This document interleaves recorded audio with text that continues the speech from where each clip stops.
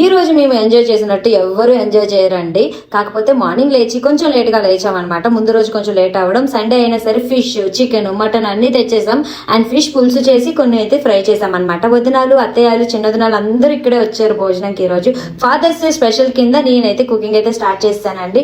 చేపల పులుసు అయితే మాత్రం అదిరిపోయింది. ఈ మసాలా ఇంత టేస్ట్ ఉంటుందో అస్సలు ఎక్స్పెక్ట్ చేయలేదు. చాలా అంటే చాలా బాగుంది. నేనైతే బిర్యానీ ప్రిపేర్ చేశాను. మన సుమాన్ కిచెన్ నుంచి తప్పించిన ఈ చేపల పులుసు మసాలా అయితే అదిరిపోయిందండి. నెల్లూరు చేపల పులుసు మసాలా అంటే ఏమో అనుకున్నానని టేస్ట్ అయితే మాత్రం చాలా అంటే చాలా బాగుంది.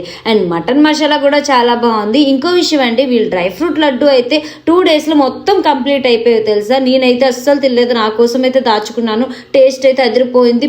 పీస్కి కూడా డ్రై ఫ్రూట్సే ఎక్కువ ఉన్నాయి. అండ్ మటన్ మసాలా కూడా వేసానండి. మటన్ కూడా ఎప్పుడులా కాదు, ఈరోజు ఇంకా టేస్ట్ అయితే అదిరిపోయింది. ఇంకా మధ్యాహ్నం అన్నీ ప్రిపేర్ చేసుకొని అందరం కూర్చొని మంచిగా భోజనం అయితే ఫినిష్ చేసామండి. అందరం కలిసి ఇలా తింటే చాలా బాగుంటుంది.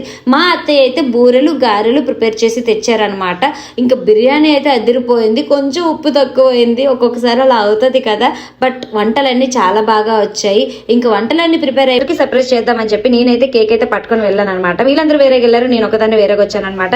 కేక్ అయితే కట్ చేయించాను. అందరూ ఫాదర్స్ కదా, బట్ నాకైతే ఫాదర్ లేరు. I miss you daddy, I love you daddy, happy father's day daddy.